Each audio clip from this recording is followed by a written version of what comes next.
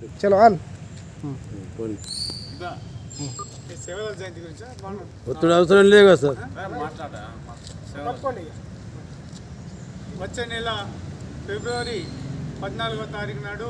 జరగబోయేటువంటి రాష్ట్ర వ్యాప్తంగా జరగబోయేటువంటి సేవాలాల్ జయంతి ఉత్సవాలకు రాష్ట్ర ప్రభుత్వము ప్రతి నియోజకవర్గానికి ఒక 15 లక్షల చొప్పున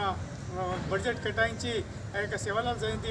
యొక్క కార్యక్రమాన్ని విజయవంతంగా చేయవలసినటువంటి బాధ్యత రాష్ట్ర ప్రభుత్వం పైన ఉందని మేము లంబాడ హక్కుల పోరాట సమితి, సేవాలాల్ సేన,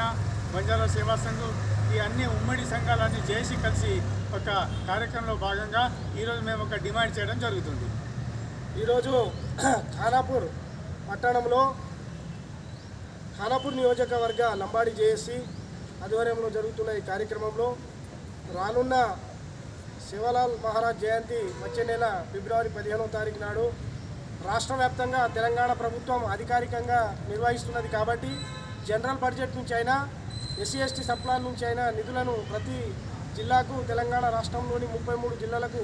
5 లక్షల చొప్పున కేటాయించాలని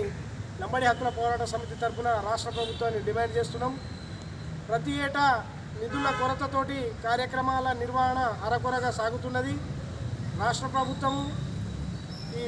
రాష్ట్రంలో ఉన్న గిరిజన ఎంపీలు, ఎమ్మెల్యేలు అందరూ కూడా గౌరవ ముఖ్యమంత్రి గారి దృష్టికి ఈ విషయాన్ని తీసుకువెళ్ళి వచ్చే నెలలో జరగబోయే సేవాలాల్ మహారాజు గారి యొక్క జయంతి ఉత్సవాలను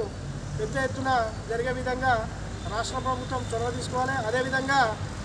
భావితరాలకు ఒక ఆధ్యాత్మికవేత్త యొక్క ప్రవచనాలు అందేవిధంగా రాష్ట్ర ప్రభుత్వం వారి యొక్క జీవిత చరిత్రను పాఠ్య ప్రణాళికలో పాఠ్యాంశాలుగా చేర్చాలని ఈ సందర్భంగా గౌరవ ముఖ్యమంత్రి గారికి